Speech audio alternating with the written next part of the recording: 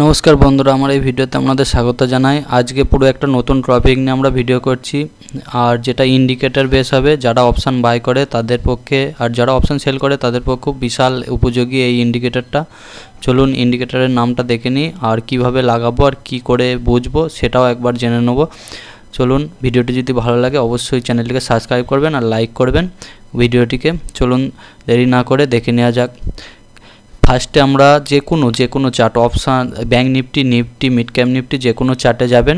চার্টে যাওয়ার পর আপনাদের যেটা থাকবে সেটা 5 মিনিট করবেন।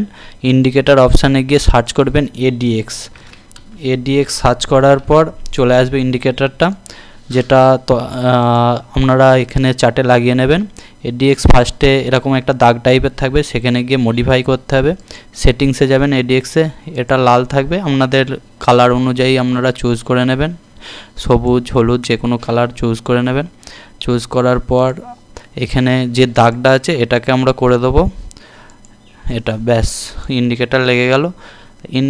এই ইন্ডিকেটর আর হচ্ছে কোনো টাইম বেস ইন্ডিকেটর নাই, এটা সবসময় লাগানো থাকবে।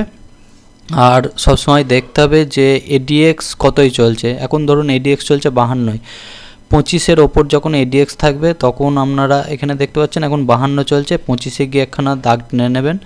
তা 25-এর ওপর যখন এডিএক্স থাকবে তখনই আপনারা জানবেন যে বাজারের মুভমেন্ট ভালো আছে, আর বাজার যে কোনো একটা ডাইরেকশনে ছুটতে পারে, সেটা কলের দিকে হোক পুটের দিকে হোক। 25-এর ওপরে যখন বাজার এডিএক্স উঠতে থাকবে, দেখুন এখানে আপনারা ব্যাক টেস্ট করে দেখবেন যে 25-এর ওপরে যখনই এডিএক্স থাকবে তখনই বাজারের একটা মুভমেন্ট থাকবে। তাতে ওপরে থাকলে এটা ধরুন উঠছে, বাজার পড়ছে, তার মানে কি বাজার যে পড়ছে সেটা ইন্ডিকেটর করছে যে সেটা স্ট্রং আছে 25-এর ওপর থাকা মানে।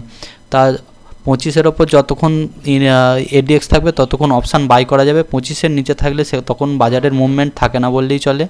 আপনারা ব্যাক টেস্ট করে দেখবেন। 25-এর নিচে বাজার থাকলে সবসময় অপশান সেল করবেন। 25-এর ওপর যদি বাজার এডিএক্স থাকে তখন অপশান বাই করবেন কিংবা সেল করবেন, যেদিকে যাবে।